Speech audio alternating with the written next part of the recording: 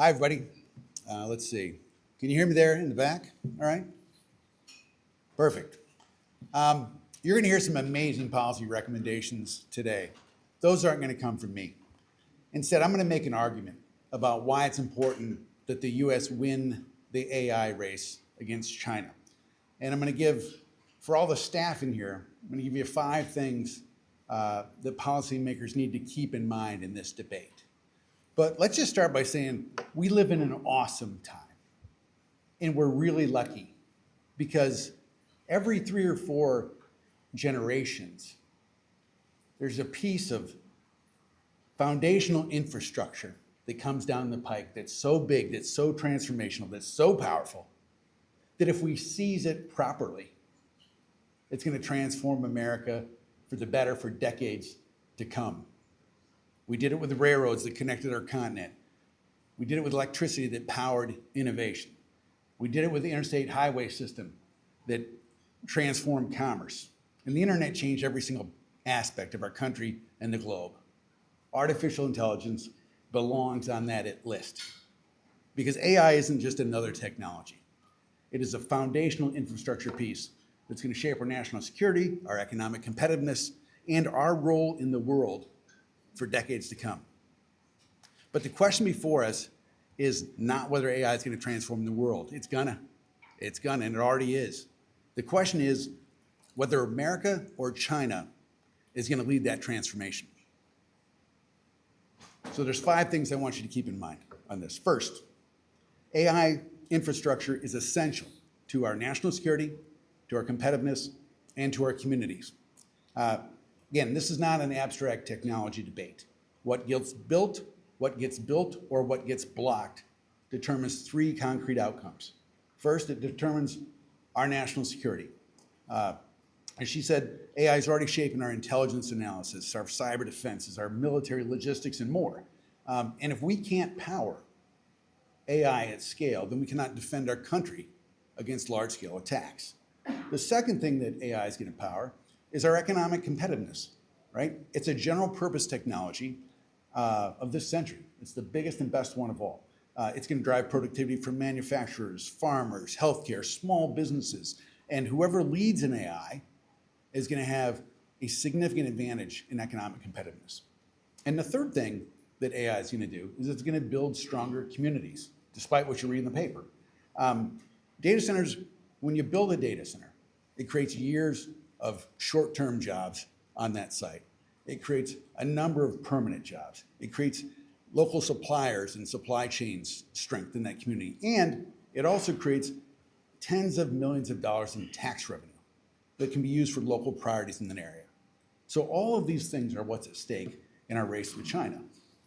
So the second thing to keep in mind is that the world's future is going to be shaped by either American AI or China's AI. There's no third player in this game. It's just two titans. It's like the Big Ten and the SEC. There's really nobody else in this game. I'm from Big Ten country, so obviously you know where I lean. But technology isn't neutral. It carries the value of the country that builds it. And Americans' AI, like our tech companies don't always get it right. But essentially our technology empowers freedom, empowers innovation, and empowers opportunity. That is the exact opposite of what China tries to do with its technology, which is built around surveillance, censorship, and state control. Now, China's not just deploying that technology at home, it's also aggressively exporting it abroad. And they're releasing their competitive models around the world. They're aggressively challenging us to shape international standards. And every company that adopts China's technology also inherently adopts the assumptions and about surveillance and government control about that technology. That's why it matters so much who wins this race. That's why we have to take just like China does, a whole of society approach to win this race. The third part about what policymakers need to know is that we have a slight lead in AI today, but we are not well positioned for long-term leadership. It's somewhat shocking, but there's 4 drivers of long-term AI leadership. Number 1 is, do we have the energy to power it? Number 2 is, are we adopting it aggressively as a country? Number 3, do we have the talent, both in skilled labor and also scientists, to make sure that we can build, maintain, and advance these models? And the fourth area Who has the most compute power of chips and data centers? We're behind in 3 of 4 of those categories. China produces twice as much energy as we do. We have skilled trade shortages of 500,000 people and more, and our adoption rates are only a third of what China's are. The only area that we're ahead is in compute power, chips and data centers, but we're rapidly squeezing that advantage and trying to pull it back. Here's some examples. Externally, China's building really strong models and exporting them around the world. But domestically, we're making it harder and harder to build. Right now, there's 120 active state and local data center moratoriums or restrictions, 120 across the country in 40 states. More than 75 data center projects were blocked just in the first 3 months of this year alone, worth more than $100 billion.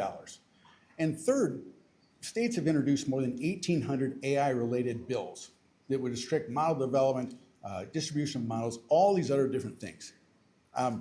You can't win the Super Bowl of AI with 50 different playbooks. You have to have one playbook. And so we have to make sure that we're working from a sole playbook to make sure we win. And I'll explain that on my last point.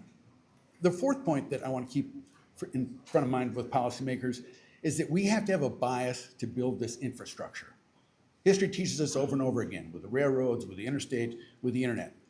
All of these things faced real opposition in the community. All of these things had legitimate concerns raised about them. But as America heard and addressed those concerns, we did it without losing our determination to build. This is exactly what we're facing now. Because AI, yes, it's a technology, but it also has a very big physical foundation. It requires data centers. It requires abundant energy. It requires modern transmission lines. It requires advanced chips, none of which are built in the cloud. They're built in hundreds of local communities all across the country. And we can address these local concerns while still building. That's the formula we've always used to win, and AI is no different. The final thing I want policymakers to keep in mind is we gotta have a single playbook to win. We do not have an innovation problem in this country. We have a policy alignment problem in this country. So when I talk about a single playbook, Doug, what does that mean? That means this. We need to let our 3 major actors play the roles that will help maximize their success in this race against China, and then put the policies in order that help each of those most play that role. So what that means for the private sector is that the private sector, we want to unleash them to innovate, compete, and deploy AI. That's what they do best. The federal government should establish one kind of light touch guardrail framework for AI that builds public trust while avoiding a patchwork of conflicting rules. The states, in the meantime, they should not try and regulate individual AI models, but instead, they should focus on expanding on the 3 areas that we're behind China in: energy generation, strengthening transmission, and investing in the workforce and development and accelerating AI adoptions. If we get that policy alignment from business all the way down to our state and local governments, we're going to win this race. We're going to win this race if we have alignment.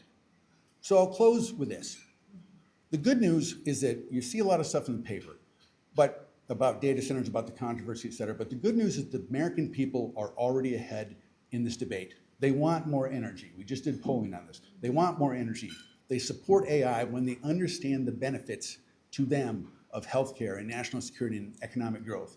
They want strong protections for their families so that small businesses and themselves are not asked to subsidize this new infrastructure. In other words, voters are not saying no. They're saying yes, but build it responsibly, protect communities, protect ratepayers, but keep America leading. So the bottom line, AI can be our modern day moonshot moment. It can strengthen our economy, improve our lives, and secure American leadership for the next decades to come. But we can't wish our way to leadership. We must build our way to leadership. Thank you.